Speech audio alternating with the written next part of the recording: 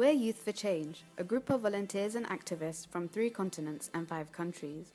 We campaign to end FGM, child marriage, and gender-based violence. In this film, we want to talk about medicalised FGM and the myths and misconceptions surrounding it. Medicalising FGM makes it an acceptable practice. It really doesn't. The same violence is being inflicted on these girls, and it's a violation of their rights. FGM is wrong, whether it's administered by a hospital or a doctor, and it has to be stopped. Medicalising FGM makes it safe. Medicalising FGM doesn't solve the root of the problem. Despite taking place in a hospital, how would you feel if you had to endure a lifetime's worth of physical and psychological pain, such as difficulties urinating, pain during sex, and problems involving childbirth? Laws alone will end FGM. Laws alone won't end FGM. Whilst FGM is illegal nearly everywhere in the world, it still carries on. What we need is community engagement, youth empowerment, training for health professionals, and the law. Healthcare centres are always accessible for young people.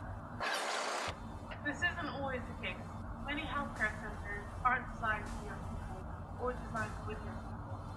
Some clinics aren't free, which is a problem since some children and young people can't afford it.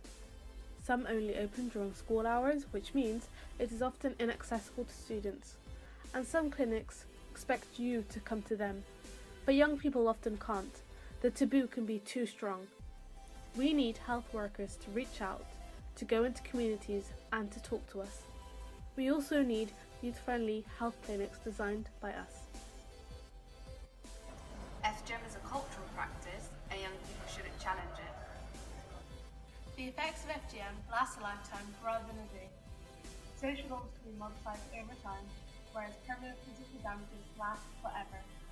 In order to prevent people from becoming social outcasts, we need to get communities to challenge culture, and that can start with youth. How can young people keep governments to account on FGM?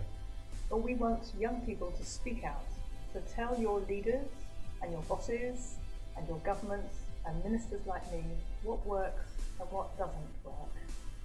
There are projects that have brought dramatic change. That's incredibly encouraging, and we need to push for more of them and to get involved. And one really successful project that I've just seen is the Born Salima project in Sudan. It begins with a conversation with mothers who've just given birth about not cutting their daughters.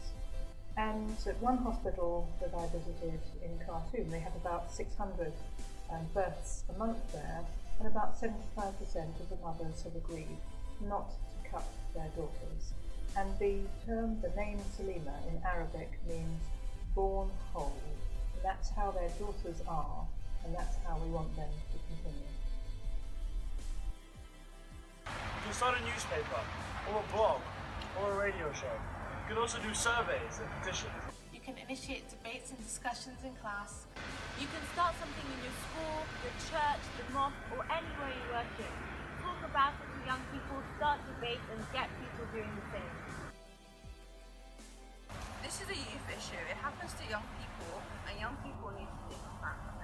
We need more of us involved, more of us giving up our time, more of us speaking out. You can join up with the campaigners already out there, going into communities, meeting other young people, and helping bring this practice to an end.